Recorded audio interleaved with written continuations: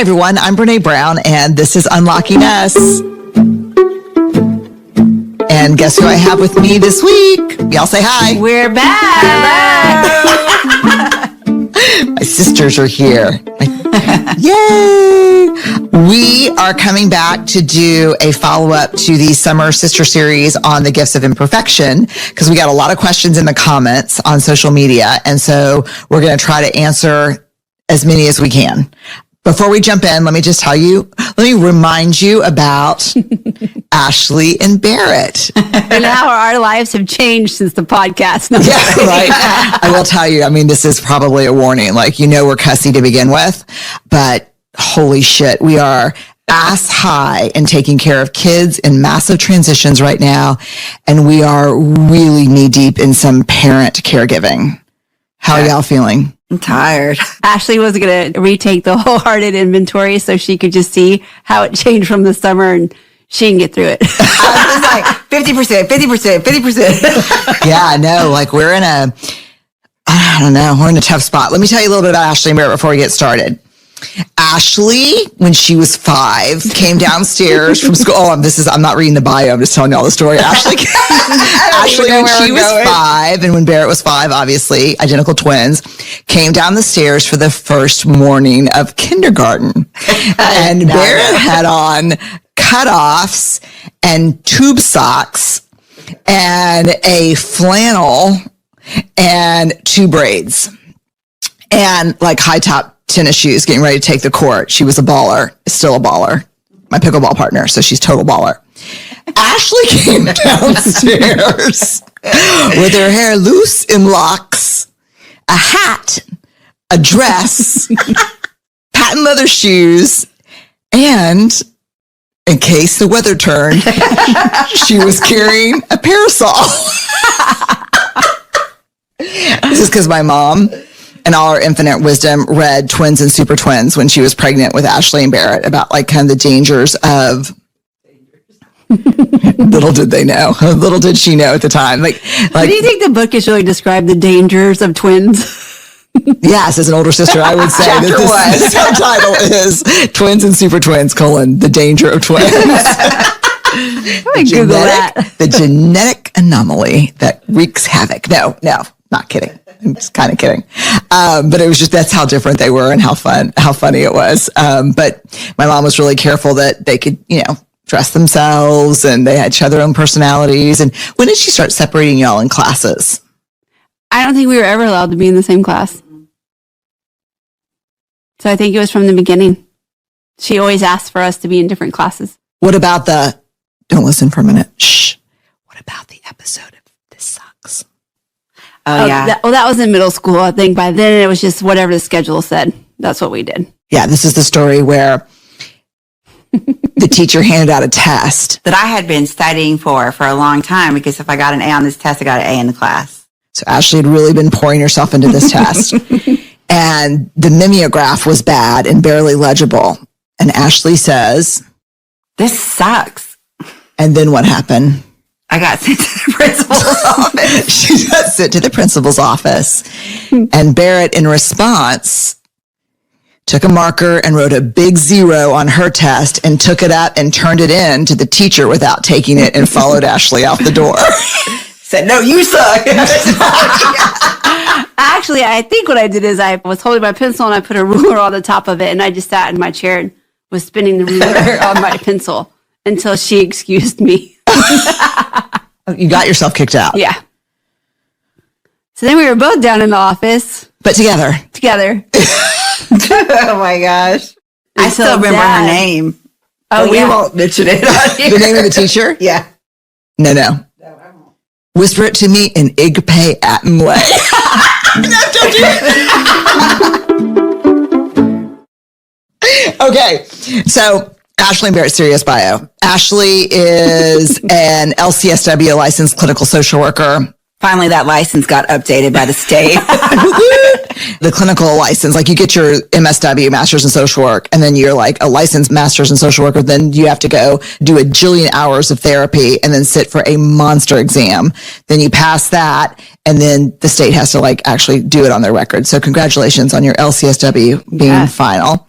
She has a Bachelor of Science in Interdisciplinary Studies with a specialization in early childhood education from Texas State University in San Marcos, Texas. Favorite restaurant in San Marcos? Gilbert's. Okay. Oh, I like this sentence. Fueling a passion. Let's do it from like the movie thing.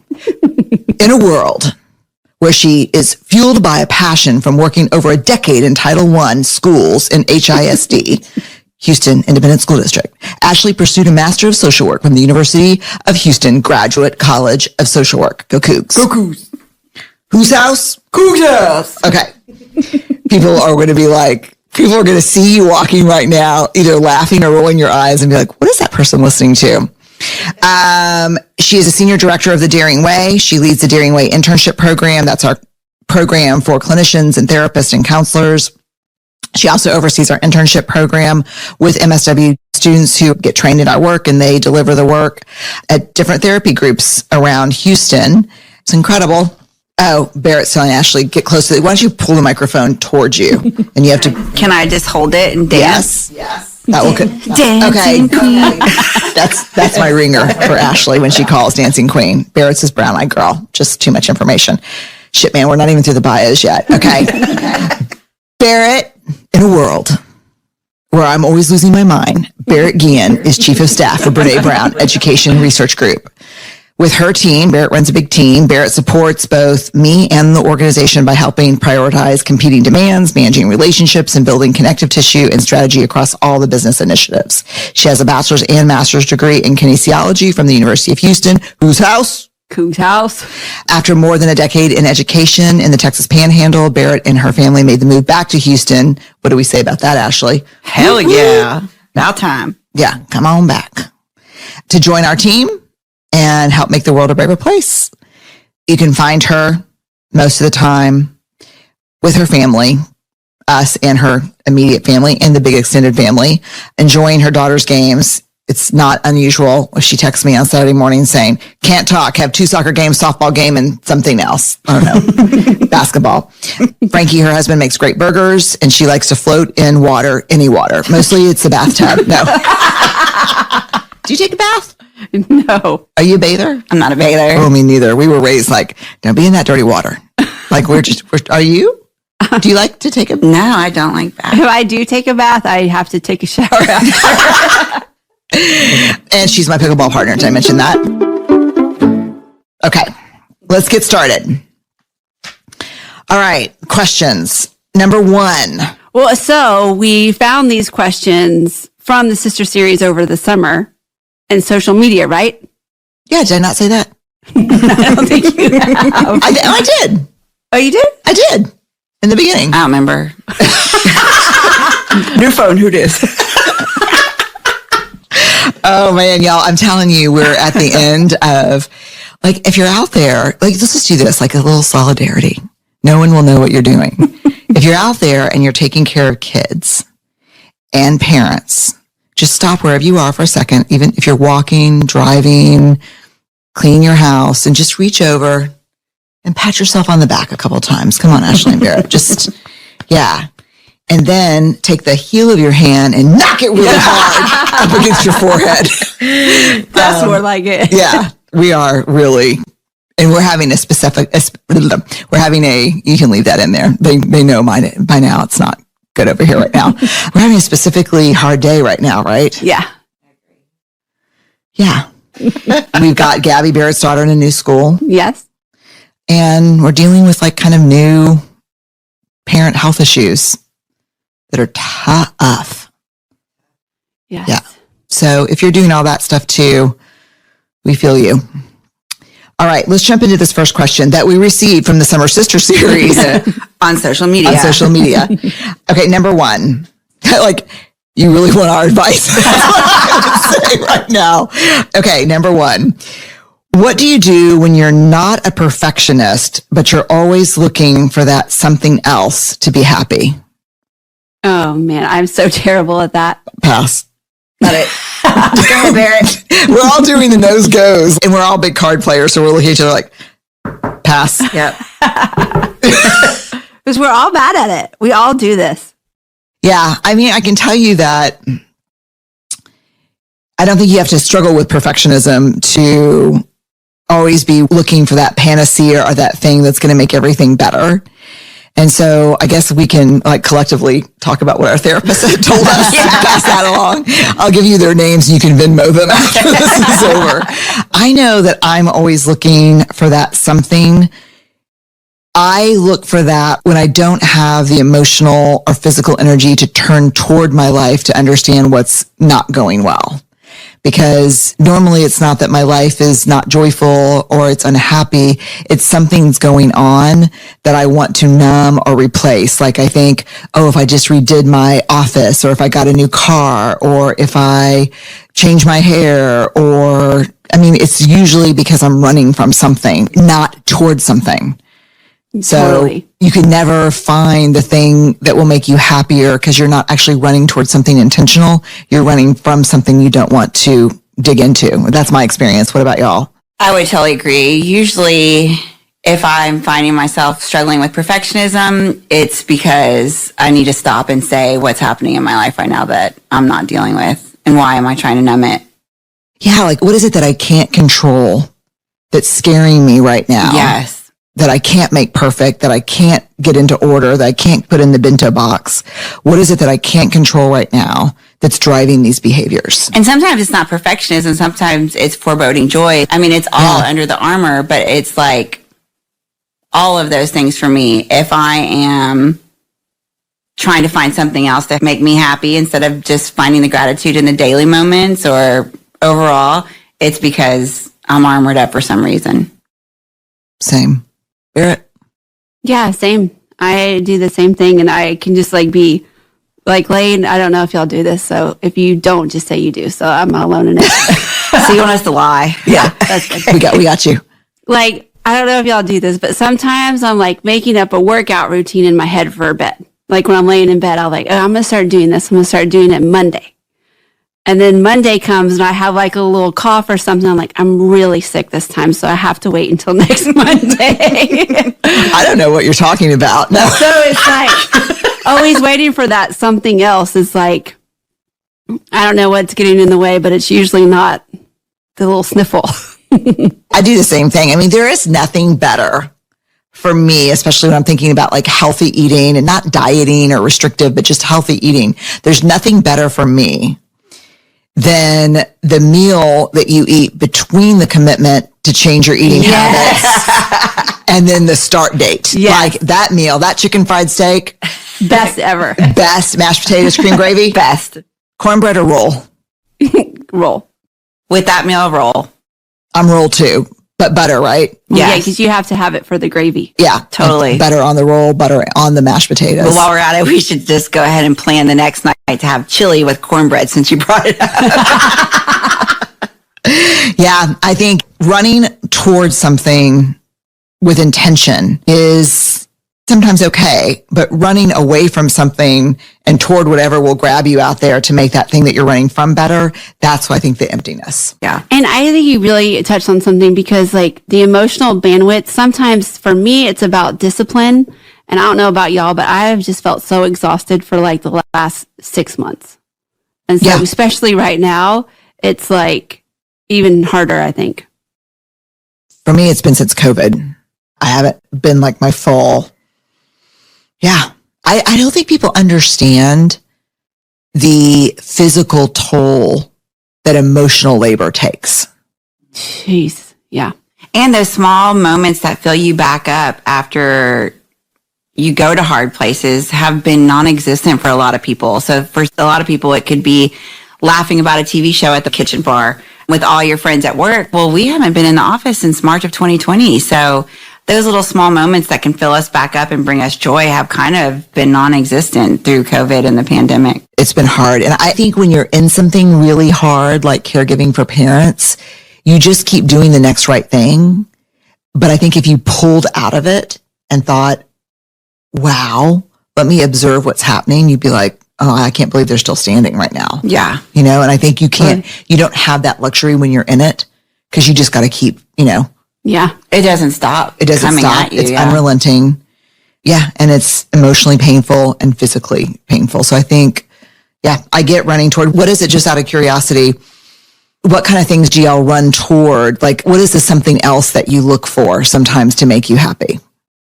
For me, it's either organizing, redecorating, or some type of activity. Like, even if it's like, we're going to have a family walk the dog every Tuesday, Thursday, and Saturday, like some type of movement. Yeah. I would say it's definitely planning or organizing. Like, I'm going to plan and organize because those are some things that I have control over. Whether or not I follow through, at least putting that down on paper. Like, I have a Trello board for my house, and every board, different room, is like organized. You cannot even believe it. Me too. None of them really say complete. And it's so hard because like you have a beautiful Trello board, a beautiful Pinterest board, and a shit ton of things in your shopping cart. But that's it. Yeah. Oh my God. Do y'all know over like the last 10 years, I bet I've bought $5,000 worth of scrapbooking materials. Yeah, I do because Gabby has those now. Great. Then I don't feel bad about it at all. Yep.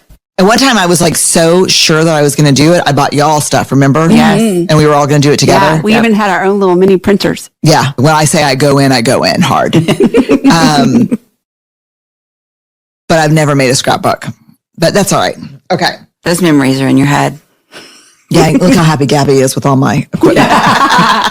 Totally. Okay. How do you manage upset responses from others after choosing discomfort over resentment? Fuck you. No, I was going to say resentment. Oh boy, you caught us on a bad raw day. No, really. How do you? Oh, it is like you muster up the courage to like really stand your ground and be in your boundaries, and then they're shitty in response. It's like, no, sir, not today. Sit down. Sit down. All right. So if we break down this question, how do you manage upset responses from others after choosing discomfort over resentment? So for those of you new to the choose discomfort over resentment, that's kind of our boundary line. So when we have to set a boundary, it's really hard. And a lot of times when we choose not to set a boundary, it's because we're choosing to portray ourselves over being disliked or disappointing someone else. So our motto is just choose discomfort over resentment. So it's a minute or 5 minutes of discomfort over what ends up, I think, cumulatively being a lifetime of resentment, right? Yeah. And so this question is when you say, you know what, I appreciate you asking, I can't do that. And then they come back with something that's crappy. How do you handle that? And I think for me, it happens to me all the time because you see, I mean, Barrett, especially in work, you see me set boundaries all the time and people will come back and be shitty about it. And I'll just say, I understand that you're disappointed or upset. I'm not able to do that. Yeah. Thanks. I'm really pretty good at it. And when you're like trying on boundaries for the first time and people aren't used to you being boundary, Ooh. the people around you, it can be really difficult for them to understand where you're coming from. So they can be crappy. Yes, because so many of us have set up relationships where we have convinced ourselves that the value that we bring is saying yes to everything. And then entire systems, family systems, partner systems, work systems are set up around us being the yes person. And let me tell you something, you don't in a system, throwing it back to systems theory, Ashley, from social work school. When you are in a system and you change who you are and you start choosing self-respect and self-love over, taking care of other people when you don't want to, the whole system reverberates. That's why in social work we study systems theory. One move shakes the whole thing. Yeah. So Barrett, that's a really good point. When you start setting boundaries, a lot of people can be like, wow, who do you think you are? Or, where does that come from? I'll tell you that I can remember the people involved. So Ellen must have been in middle school maybe, but I was asked to do something for the school and I was standing with a couple of other parents. I think these happened to all be moms. And the principal asked me if I would do something. And I said, no, I really can't take that on right now. My plate's really full, but please ask again.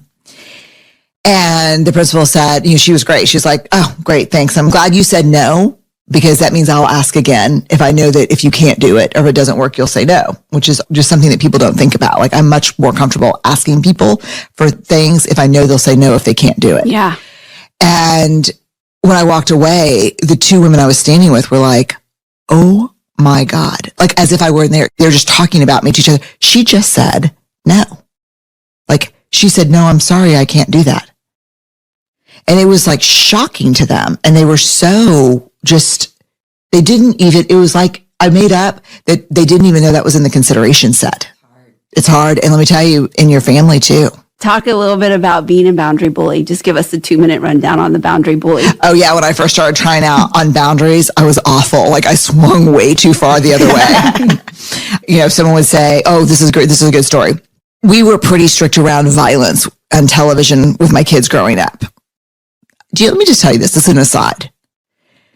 Do you know that Ellen, who's now 22 in graduate school, do you know that Ellen tells me that there's a meme, an entire club of people who are identified by not being able to watch SpongeBob growing up? Oh, no. Like they made, that's like a joke. Like, wow. Were you or were you not like dividing into two groups of people in college? Those who could watch SpongeBob and those who could not. Yeah. I did not know that. Yeah. My kids could not watch SpongeBob. Same. Is that because I didn't let mine? I'm the oldest? Probably. Thank you for that. Sorry to my sweet nieces. No, we thank you for that. Yeah. Yeah. We were, no, that's not violence. But so Charlie and Ellen watched calmer movies till they got older. And it was Charlie. Charlie ended up going to a friend's house for a play date, and he was probably in 3rd grade. And the mom called and said, listen, I just wanted to let you know. Oh, I'm conflating two stories. Hold on. Let me tell both. First, it's Ellen. She's going to a sleepover. The mom calls and says, hey, we're just going to do pizza, a movie, and then cotton candy or something. And I said, great. And she said, I think we're going to watch this movie. And I was like, oh, you know what? We're really cautious and thoughtful about what our kids can watch. And we like to use common sense media. And we just really feel like that's super inappropriate. Like I was like shaming her and being judgy McJudge, which is a boundary bully. Look at me. I'm so thoughtful. And then you think like blah, blah. In return, that means you are not. Yeah. In turn, that means you're not being thoughtful, as opposed to saying, you know what? That's probably over Ellen's head. Would you mind doing another film or another movie? But that's healthy boundaries. But at first you can be a boundary bully. Like, yes. Yeah. Like hands on your hips, your boundary cape flying in the wind. Don't mess with me. I got boundaries galore. Yeah. No, the other one was actually a good one. This was another kind of cool lesson. I always think about kids making the transition from compliance to commitment. So when they're little, they have to comply with your rules. And then as they get older, what you're looking for is commitment so that they follow the values of your family, even when there's no one watching. And I remember Charlie going over to a friend's house in 3rd grade, and the mama said, you want to come pick him up or I'll send him down the street? And I said, sure. And she said, I just want to let you know that we were watching Jurassic Park. And Charlie said, I'm sorry, I'm not allowed to watch that. Can we watch something else? And she said, I just thought that was really great. She said, I was a little concerned because like my 3-year-old and my kindergartner were watching it too. And then that's when I knew I wasn't. And I was like, you know what? It's probably great for some people, but for us, he hasn't seen anything like that. And so probably better that he watches the first time with us. Have y'all been boundary bullies before? 100%. Yeah. Yeah. I can't think of any specific examples, but I think I even came to you and I was like, wow, I'm like out of control. And you're like, let me tell you the story about boundary bullies. And I was like, that's where I'm at right now. I think it's when boundaries have self-righteousness attached to it. Mm-hmm. It's hard to try them on though. I mean, it's hard because I definitely fall in the camp of finding value and being the take care of everything, can say yes to everything. So trying on boundaries is hard. But let's talk about that, because I have value in being the yes person and not disappointing anybody either. But then I do disappoint people because I can't deliver or I'm late or I cancel at the last minute. Disappoint yourself. And have to choose commitments at work that I said yes to over my family. And then there's grief attached to that and rage. Yeah. And so I think pretending that we can deliver on things that we actually can't deliver on because we're afraid to say, I need help or I can't do this, ends up hurting a lot of people, not just ourselves. It's really hard too, because like the work that I do, there's so many people in the world that might not have places where they can go and ask for help. So when I heard you saying that, I mean, like the first thing that came to my head was, I feel so lucky to be in the opportunity where I can ask for help, where That's I right. can stop and say, oh my God, Brene, I'm like out of control. And, you know, to be able to talk about it or to call Barrett. And so one of the things that I see is like this real struggle of what do I, like this, even this question, like, what do I do when people are upset or hurt and where can I go? So many people don't have that. And I love the idea of talking about how we can cultivate new friendships or relationships around being, I don't know if it's an accountability partner or maybe just someone I can check in with about it. So I was just thinking that when you said that, all of that came into my mind when you said that. Yeah, no, because I'm thinking about, you know, a lot of the clients that you run groups with that don't have a safe place to try on or say, wow, that shit didn't work today. Yeah. You know, and the consequences are huge sometimes if they make the wrong call. Yeah. Yeah. So to be able to practice them even maybe before you put them into place. Or a lot of the times when I think about this question, I think about living big and this idea of the grief that can come with it. So we set boundaries, but when we set boundaries, there can be this really hard, sad grief part around the boundaries because sometimes we lose people if that boundary isn't met, you know, in a personal relationship, family, stuff like that. And so just to be able to have someone to check in with and look around what that looks like. Yeah, I mean, because there is a reality, and we've all lived it, where you say, you know what, this behavior is not okay. I'm not going to subject myself to it. And that person says, you know, then see you later. Yeah.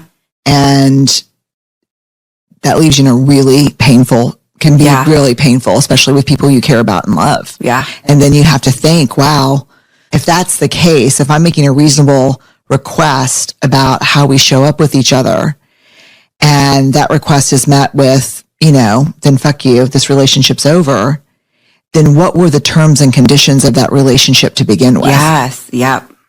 Do you know what I mean? Totally. It's really tough. Boundaries are really hard. Prentice Hemphill is a therapist and an embodiment coach, and they have the most incredible definition of boundaries that I just keep going to often. I actually write about it in Atlas of the Heart, that boundaries is the closest distance at which I can love both you and myself. That kind of just felt like a little punch in the gut. Mm-hmm. The closest distance at which I can love both you and myself. Sometimes it's so much harder to love ourselves than it is to love other people. And so to get to a place where you can do that is really cool. Yeah. It's powerful. Yeah. Ashley mentioned living big. Is that from Rising Strong? Yeah. And it's something that we try to practice, what boundaries need to be in place for us to be in our integrity and be generous toward others. I think let's do a sister series on just living big. Can we list people that we have to do it with? That math teacher is still in my head.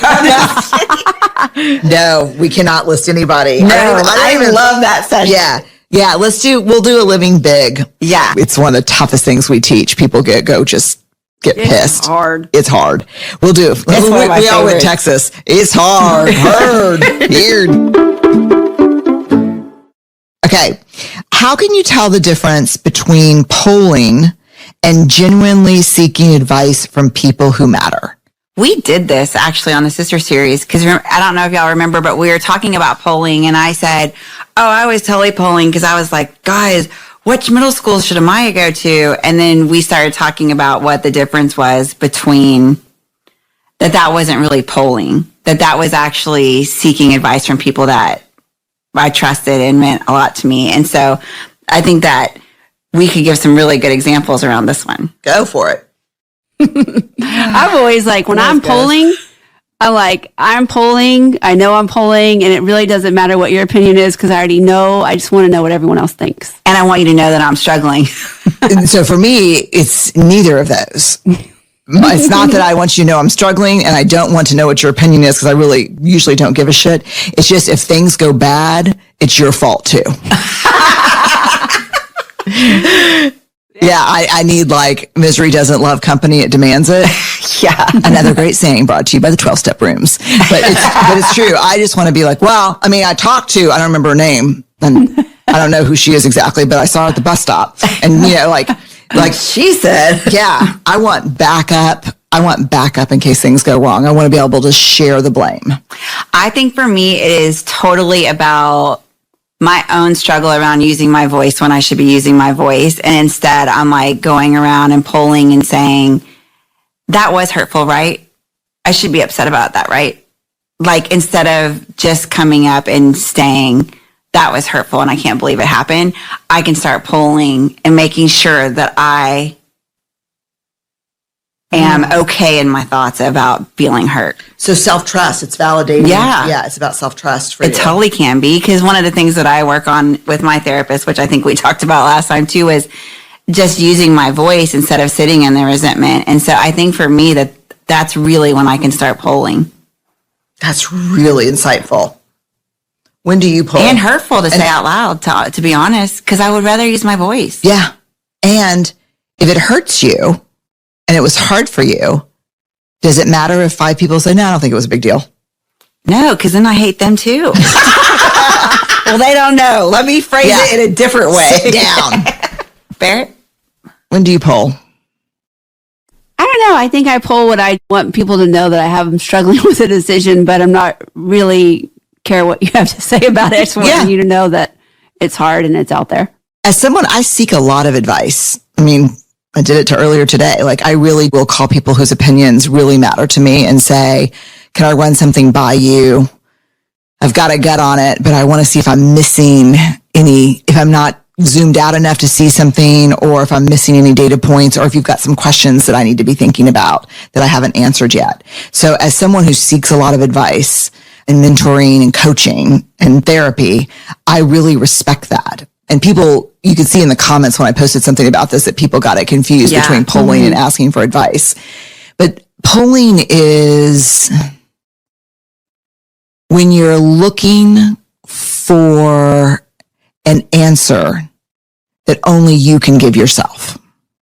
It's really about self-trust. It's really about self-trust. And when I'm asking a coach or a mentor or a colleague for advice, my asking is not a reflection of my absence of self-trust. My asking that specific person is a reflection and a function of my self-trust. Yeah. Totally. Does that make sense? Yeah. Totally. So I think maybe the core, and I'm just coming to this as we're talking, is that asking for advice or seeking counsel or mentoring will feel good when it's a function of self-trust.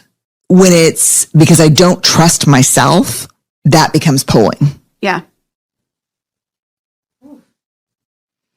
It's a good one. Yeah. All right, last question. How do you be authentic with people who are absolutely not authentic? Yeah. I mean, it just disguises itself in so many different ways. The lack of authenticity. I mean, first of all, I don't know that there are authentic people and non-authentic people. So maybe we'll reframe the question. Yeah. I can be both. Yeah. Let's reframe the question is, how do you practice authenticity with someone who's not practicing authenticity? And that way, refrain from dividing people into authentic and not, because we know from the data that authenticity is a choice that we make every day, sometimes every hour. And we can all chameleon out very quickly, right? Raise your hand if you can. Like that's all three of us have hands up. So I have to say that, and y'all check me on it. Like I'm giving y'all permission to like call me out on the live on the podcast. Yeah. I think I'm pretty authentic most of the time. I agree. Yeah. I like, maybe it's just age. I don't know, but it's. I know, I'm so tired. I'm like, this is just what you get. This is what you get. Yeah. So I don't think I think I'm pretty authentic all the time. And I have a lot of privilege to be able to do that because I'm successful and I have influence in some areas. And so I get to be who I want to be. And really, and if you don't like it, tough shit. In 99% of the places I'm in, really tough shit if you don't like it.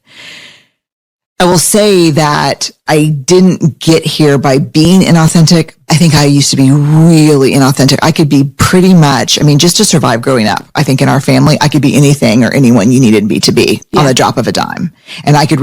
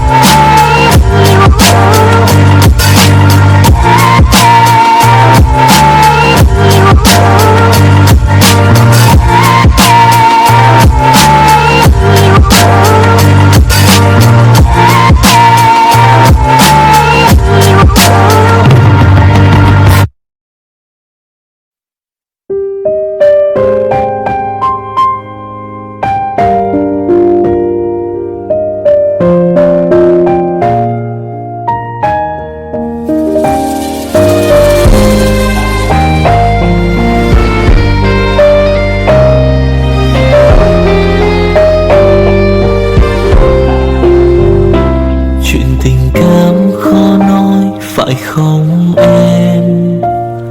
Chuyện tình yêu đâu biết được ngày mai. Rồi hôm nay em bên ai, nhìn em khóc trên vai. Thôi hãy quên đi, về với em hiện tại. Anh còn nhớ về ngày ta còn đắm say.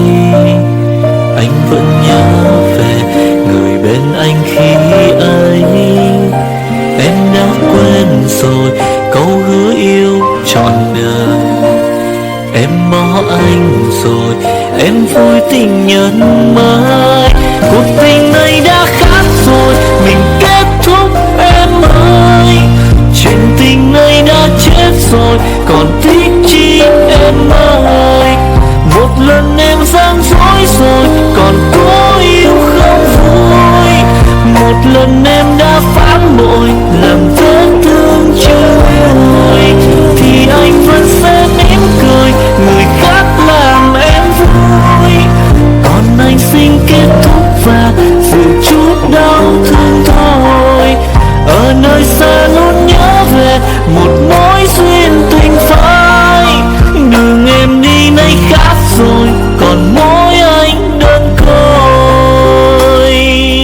Đường em đi nay đã khác rồi, còn riêng anh mãi đứng đơn côi.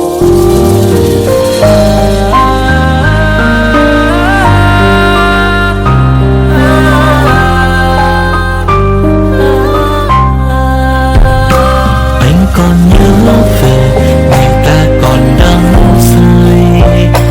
Anh vẫn nhớ về người bên anh khi ấy. Em đã quên rồi câu hứa yêu trọn đời. Em bỏ anh rồi, em vui tình nhân mới. Cuộc tình này đã khác rồi, mình kết thúc em ơi. Chuyện tình này đã chết rồi, còn thích chi em ơi. Một lần em gian dối rồi, còn có yêu không vui. Một lần em đã phản bội, làm vết thương chưa nguôi. Thì anh vẫn sẽ mỉm cười, người khác làm em vui. Còn anh xin kết thúc và giữ chút đau thương thôi. Ở nơi xa luôn nhớ về một mối duyên tình phai.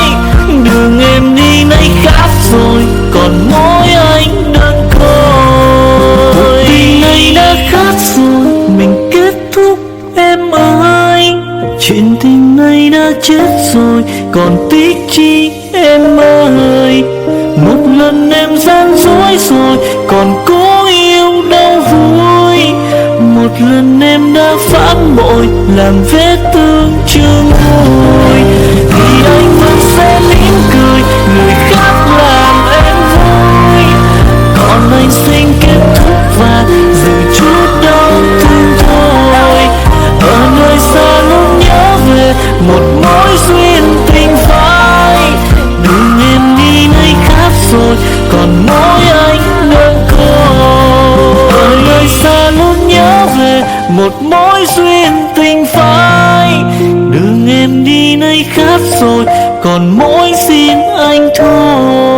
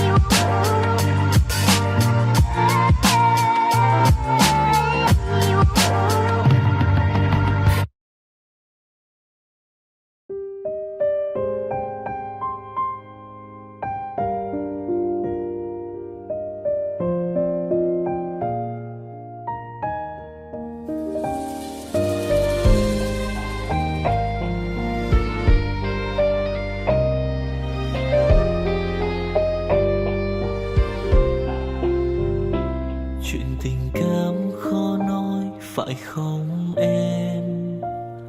Chuyện tình yêu đâu biết được ngày mai. Rồi hôm nay em bên ai, nhìn em khóc trên vai. Thôi hãy quên đi, về với em hiện tại. Anh còn nhớ về ngày ta còn đắm say. Anh vẫn nhớ về người bên anh khi ấy. Em đã quên rồi câu hứa yêu trọn đời.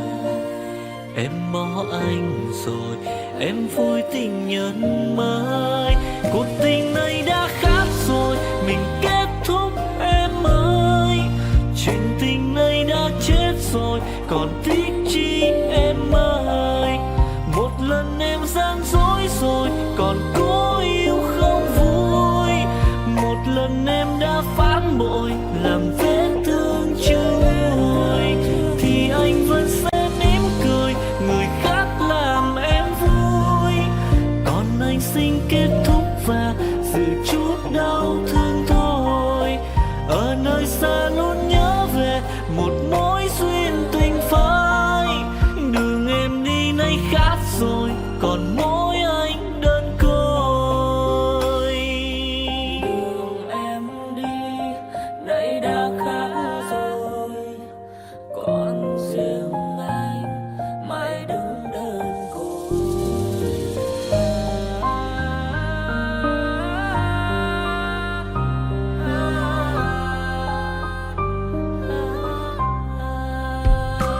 Anh còn nhớ về ngày ta còn đắm say.